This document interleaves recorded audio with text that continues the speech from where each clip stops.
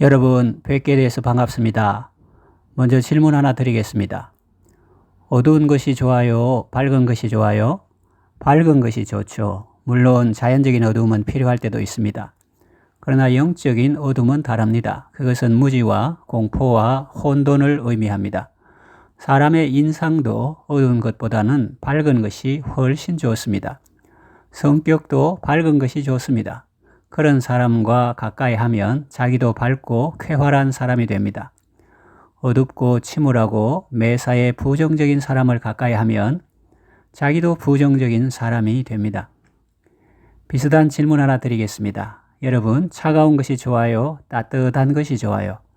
따뜻한 것이 좋습니다. 차가운 사람, 냉정한 사람보다는 아무래도 따뜻한 사람, 포근한 사람이 좋습니다. 상대방의 손을 잡을 때 그 손이 차가우면 놀라서 얼른 뺍니다. 그런데 따스하면 느낌이 참 좋습니다. 저는 여러분 모두 밝고 건강한 삶을 사시기를 원합니다. 어떻게 하면 그런 삶을 살 수 있을까요? 하나님은 처음에 사람을 복되게 만드셨습니다. 그래서 사람은 밝고 건강한 모습으로 행복하게 잘 살았습니다.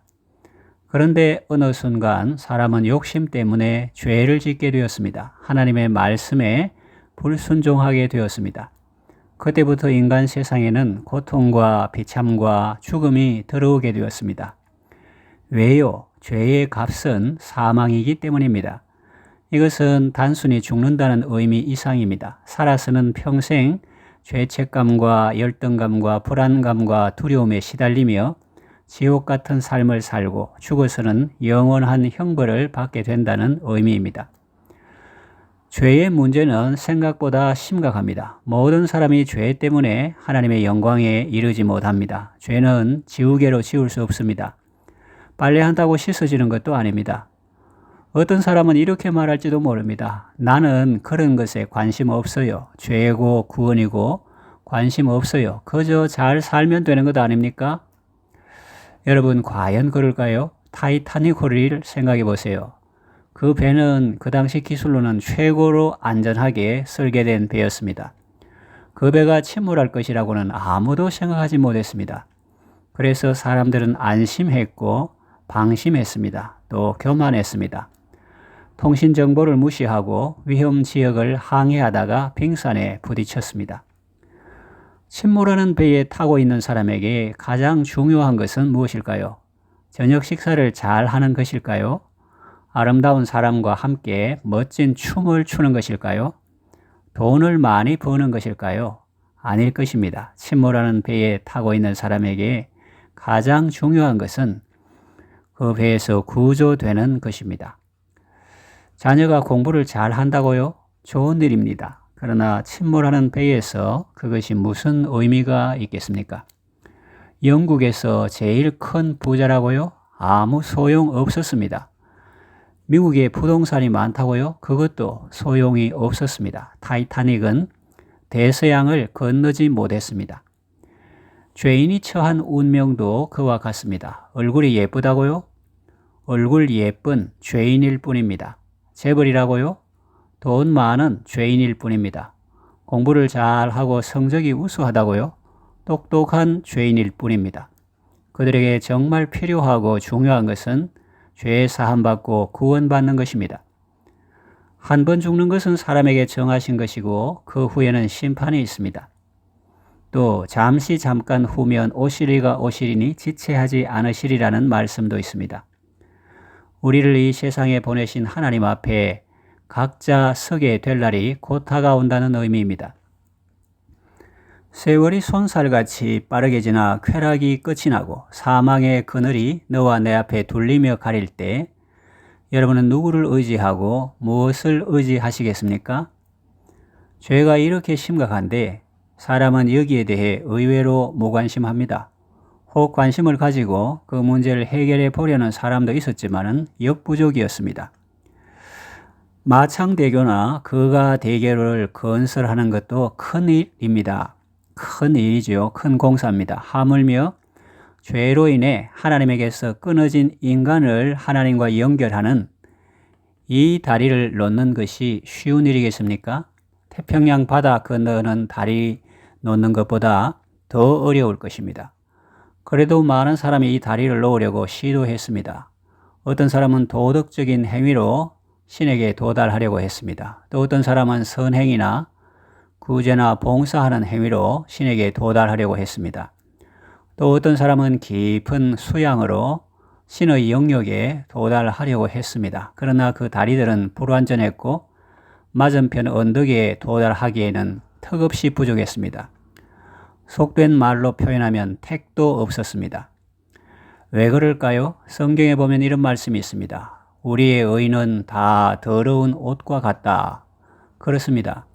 사람이 자기 의라고 내세우는 것은 하나님 보시기에는 누추한 옷과 같다는 것입니다. 하나님의 기준에 못 미친다는 것입니다. 또 어떤 길은 사람의 보기에는 바르나 필경은 사망의 길이라 하는 말씀도 있죠. 너무 절망적이죠? 그러나 여러분 낙심하지 마십시오. 사람의 끝은 하나님의 시작입니다. 하나님은 죄는 미워하시지만 죄를 지은 사람은 불쌍히 여기셨습니다. 그래서 죄인인 나를 구원하기 위해서 특단의 조치를 취하셨습니다. 독생자 예수님을 우리에게 보내셨습니다. 이것은 마치 하나님 편에서 그에게 예산을 들여서 우리 쪽으로 아주 크고 튼튼한 다리를 놓은 것과 같습니다. 우리의 구원은 결코 작은 일이 아닙니다. 사람의 노력만으로는 안 되는 일입니다. 그러나 사람이 할 수 없는 일을 하나님은 하시죠. 천국은 돈이나 공로나 무슨 자격으로 갈 수 있는 곳이 아닙니다. 오직 하나님의 은혜로만 갈 수 있는 곳입니다. 하나님은 우리를 구원하시려고 예수님을 우리에게 보내주셨습니다. 예수님은 우리의 죄와 질병과 연약함을 다 짊어지시고 우리가 받아야 할 형벌을 대신 다 받으셨습니다.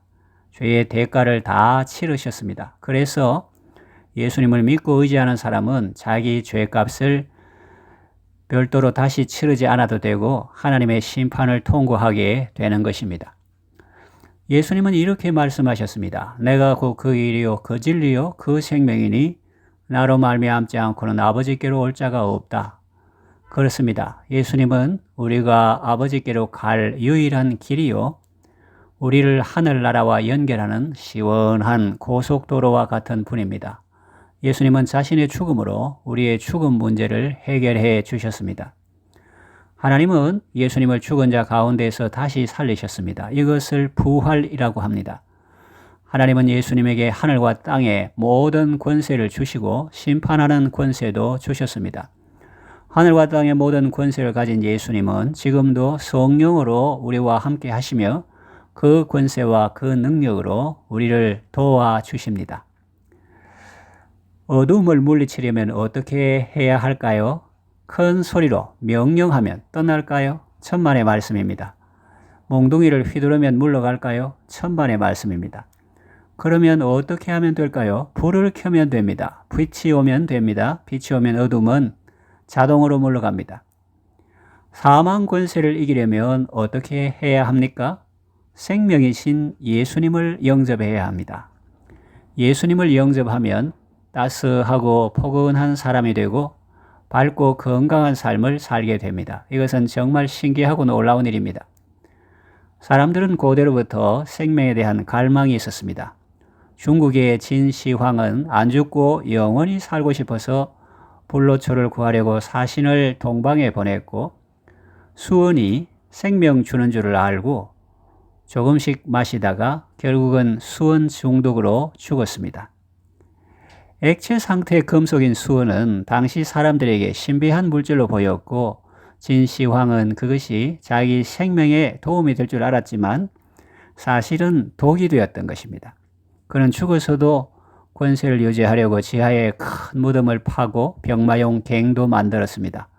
무덤 주위로는 수원이 흐르게 했다고 합니다. 이토록 사람들은 생명을 갈구했지만 참 생명은 얻지 못했습니다. 그런데 성경을 보니 참 놀라운 말씀이 있습니다. 사도 요한은 말합니다. 그 안에 생명이 있다고. 여기서 그는 누구냐? 예수님을 가리킵니다.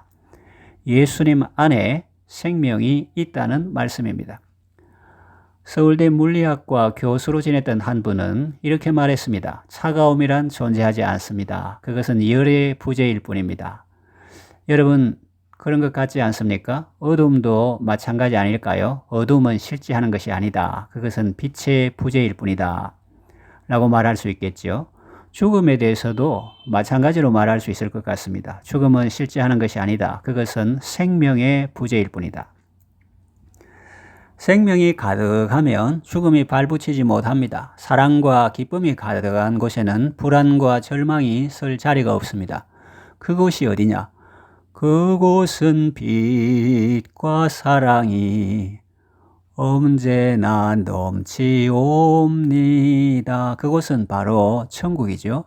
예수님의 생명이 있는 사람은 장차 천국에 갈 뿐만 아니라 이 땅에서도 천국의 삶을 삽니다. 여러분, 밝고 쾌활한 삶을 살고 싶습니까? 그렇다면 우리 인생의 빛이 되시는 예수님을 가까이 하십시오. 따스하고 포근한 삶을 살고 싶습니까? 그렇다면 우리의 생명이신 예수님을 가까이 하십시오.